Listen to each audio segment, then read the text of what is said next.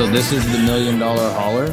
No, it's definitely not a $1 million hauler. What do you mean? I think we paid 120 plus GST or something for this thing. Really? Yeah. Well, with the stickers and everything? No. We stickered it up and we refurbished it and put cupboards inside, new floor and stuff like that. So how can you get all of this for that cheap? Is it a lot of in-house work or something? Or? Yeah, so we got 3 full-time mechanics that work here at BOHUD. So they do all the sort of fabrication work and stuff like that. Yeah. So it's not a $1 million race team? It's not a $1 million race team. Definitely not. If it was a $1 million race team, my wife would have my nuts. Well, don't they all? What do y'all got going on here? Where is the race cars? This is where the hauler sleeps here, I guess? Yeah, the hauler sleeps here, and the race car's just in the shed here. This thing? Yeah. That's it? This is only a small shed, yeah. Only this is the operation right here? Oh, exactly my. Right. And you go through the door, I guess, to get in? Come through, Okay. Race-only brake fluid.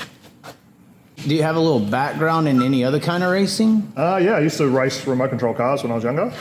Probably from, I don't know, maybe 20 to mid-30s. Really? So yes, about 15 years. 15 years. Yeah. Is there any anything you can carry over, similarities? I reckon this is like a big remote control car. Really? Yeah. So you have to be organised. You've got to have spare parts for everything.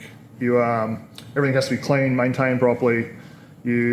I know with a remote control car, you'd write down every single change you've done on the car every time. You'd write a little comment after you went out and drove it and said what it felt like. And so you'd always go back to your notes, and this is very similar. We do the same thing.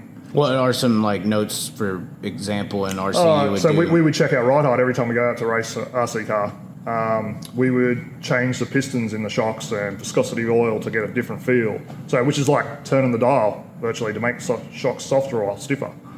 Heaps of different changes. Documentation, I guess, as well? Or? Yeah, and just recording things. So if you ever I'm not sure of something, you always go back, check your notes, going, we done this night. Like, we do that all the time. So that was something you was able to bring over as just like a natural way of doing things. Just natural way of something I've been doing for 15 years. It was the same. So this is, as I say, it just feels like a bigger version. So like when we used to, we take an OGO bag to the races where now we take a semi-trailer. Wow.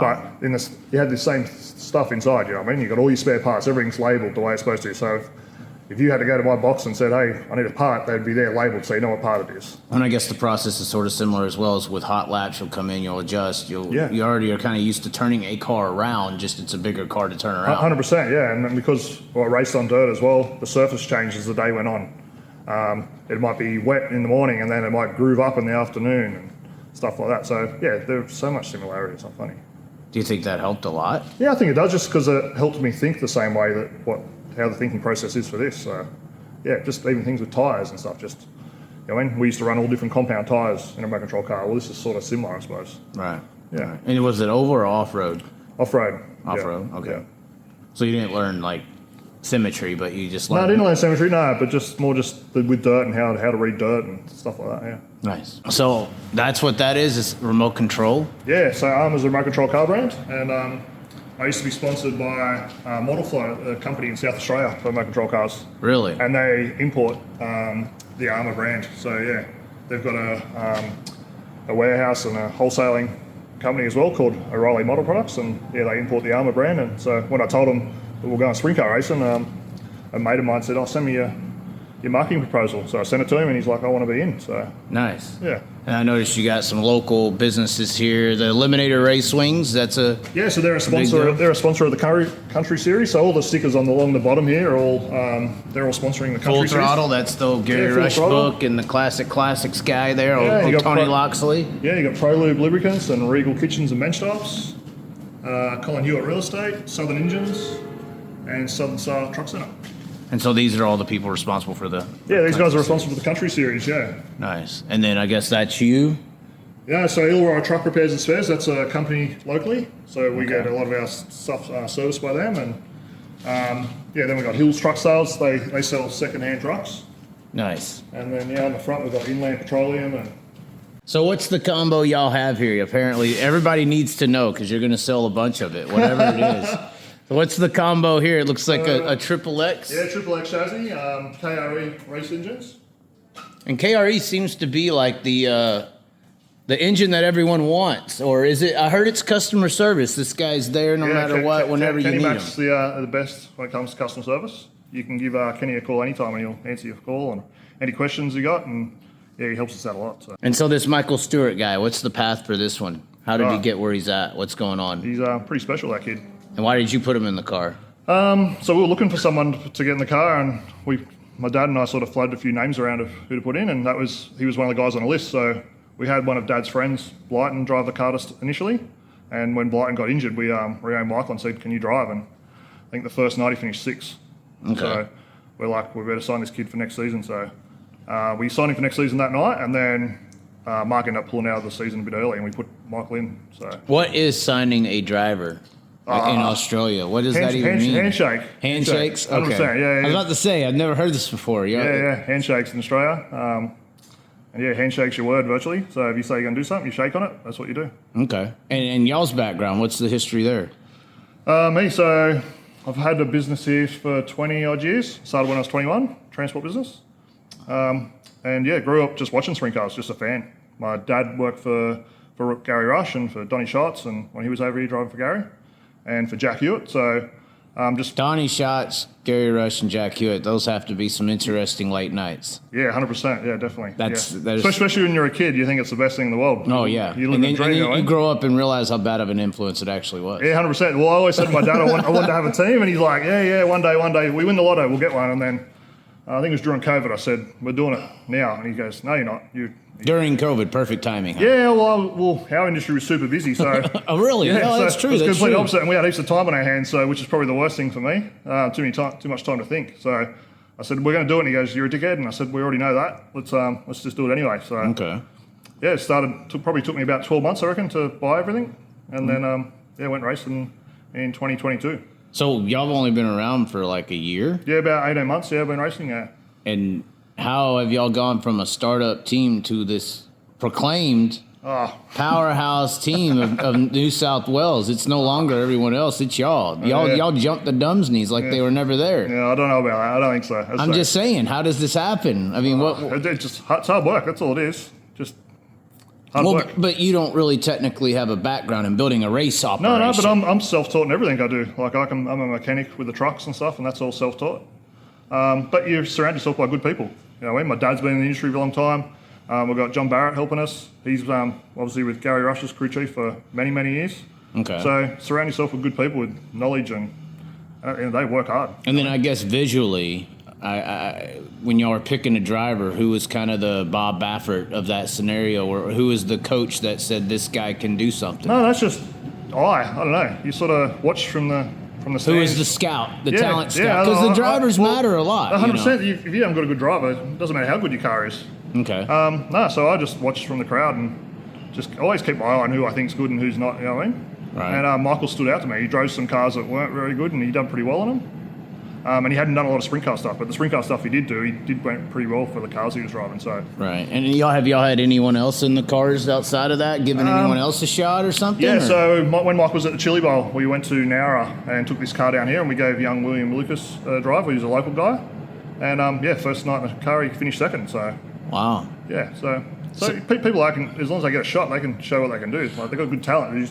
There's not many teams around. There's not many car owners in Australia. And who would be like the tuner for success here? Obviously, you had to be pointed in the right direction from somebody. It looks like you got factory cane shocks on here. Yeah. So the combo is a XXX KRE factory cane, because that's usually the combo you. Yeah. And I mean, you could go down to the rear ends, but Winters and DMI are pretty similar. Most of the wing manufacturers are pretty similar. Obviously, Eliminator, y'all got some local wing builders. Yeah. But who was instrumental in giving you the right combo? The KRE, XXX, factory cane, or did you just ask around? No. So we actually bought a team out from in Queensland initially. They had a brand new chassis and a second-hand car. So we sold the second-hand car straight away and just started with the brand new chassis. It was XXX. So we talked to Brad at BHR Fabrication in Queensland. He's the XXX importer. And he was really good to help him. Like I was told him what I was trying to do, and when you try and sell someone, hey, I'm going to start my own team, and like I don't know anything, so I just ask questions. And Brad was really good, so we thought I will stick with them. And everyone said their tuning is quite a good window sort of thing compared to some of the other brands. So we're like, oh, that's good. And then the first motor I bought was off Luke Oldfield, a KRE.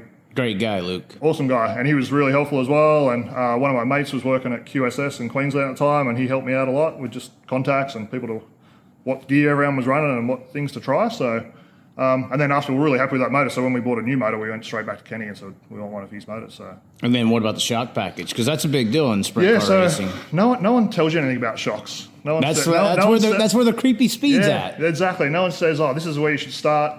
So JB was always talking old numbers, 5.5, 6.5, and we're like, everyone talks different numbers these days. So I actually contacted Buzzy and just said, can you build me a set of shocks? And James McFadden's old crew chief back with the Monty team and everything. Yeah, so I just sent him an email one night and said, hey, can you build me some shocks? And he rang me, he goes, where are you racing? I told him what race and what type of package. He said, right, I'll send you something I think will work. And we just worked off that. So. And it's kind of came with the sheet on when track conditions or something, run these sets. Yeah, pretty much, yeah. And then we sort of just, I don't know, every single setup change we do in the car, we record. So we've got a history of that. So if we ever go back to something, we can always go, the track was like this, and this is what we done, and this was good or bad, so we know next time. And that's out of WA, right? Yeah. Buzzy. So you've used WA, Queensland. Yeah. What about around here? Any help here, or is this where the shark den's at? Hoosier tyres come from the Dumsneys in Sydney, so we run Hoosiers all the time. So. Okay. Yeah, y'all do have to tire choose. Y'all can pick one or the other. Yeah. Did you experiment with that? We did a little bit. We probably struggled to get staggered with the American races, so that's why we stayed with the Hoosiers.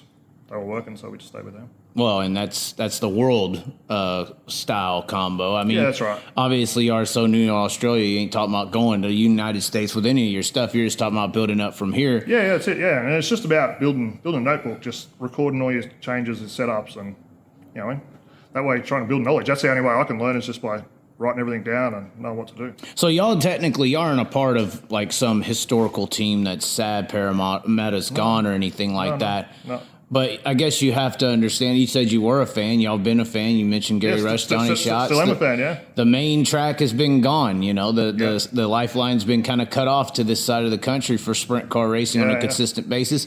Some people have said that's kind of good because it's given those country venues opportunities to have sprint car races. Yeah. And if you wouldn't have done that before, you would still be dependent on one track to have good racing. Yeah, well, I suppose the country racing was dead in New South Wales because at Parramatta they used to race 20-odd times a season, so there was no time to go race country tracks.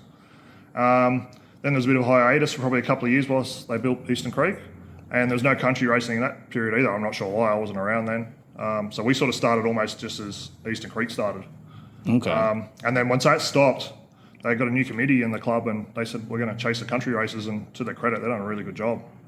And I think the country shoes is really good. I hope they continue it, to be honest. I'll support it as much as I can. Yeah, and I've heard these country tracks have had record attendance, drivers who do sell merch are selling the most merch they've ever sold. Yeah, we definitely sell more merch at the country races.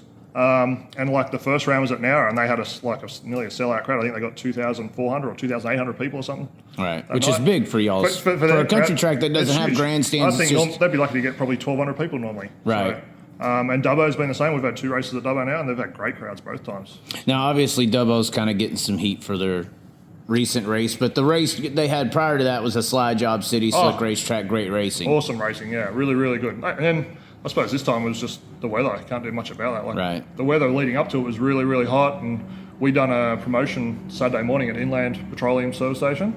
Okay. And the sun was out there, it was 30-odd degrees, and we're like, it's going to be a perfect day. And then we went back to the hotel, dropped the transporter off at the track, went back to the hotel, thought we'll have a rest for a couple of hours, and then it started raining, out of nowhere. So they obviously didn't expect it, and no one did. So, but they did a good job to get the track together for what it was. It's pretty grippy, and obviously I've never seen mud like that. Well, and you were mentioning how Michael just drives the car a little bit different. At Dubbo, I thought that y'all were underpowered. I had no idea, no knowledge of the team, really. I just got there with some other people and still kind of learning this side of the country. I got to somewhat learn WA and Victoria, and I thought y'all were just down on horsepower. But you're saying Michael's used to running his family stuff, and you have to take care of that, and he never went over, what was it, 84, 8,400 revs, yeah. And that's on a tacky, hooked-up racetrack. And that's probably the most he ever gets, yeah.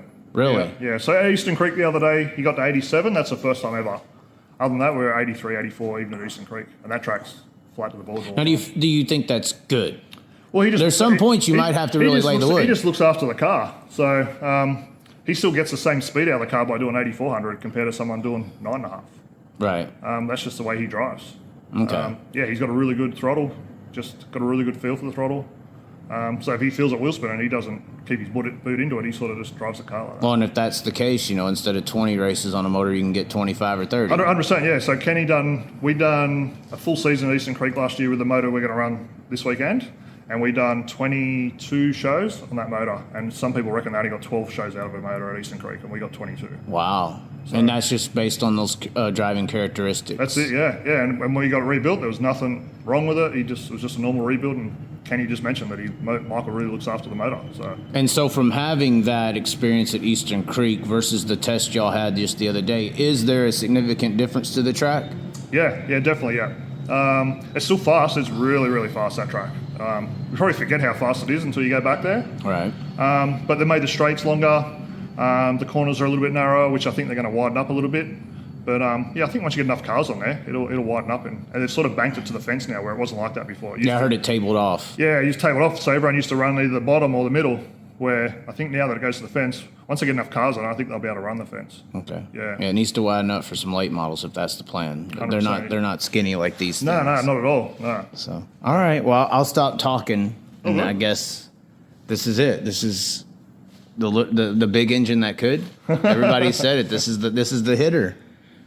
Do you get red cheeks when people say this? I don't know. It's probably a little bit embarrassing, I suppose. Oh, you're embarrassed. Yeah, I don't know. Why? I don't know. I'm a pretty quiet sort of guy, so I don't need a pat in the back. You know what I mean? Well, I know, but if you're coming out there knocking people out, people's going to notice and start talking about it. Yeah, but that's what racing's about. You want to go fast, so right. We do what we have to do to try and make the car go fast. So at the moment, we're doing the right things, but I'm sure there'll be a time when people go, "These guys have lost it too." You know what I mean? Right. But basically, you're saying you don't mind if you're not going to toot your own horn, but if other people are going to toot horns for you, that's okay. That's on them, mate. But yeah. Okay. So we'll just keep doing our job and going out there and trying our best and try and put the best car out on the track all the time and then let the driver do the rest.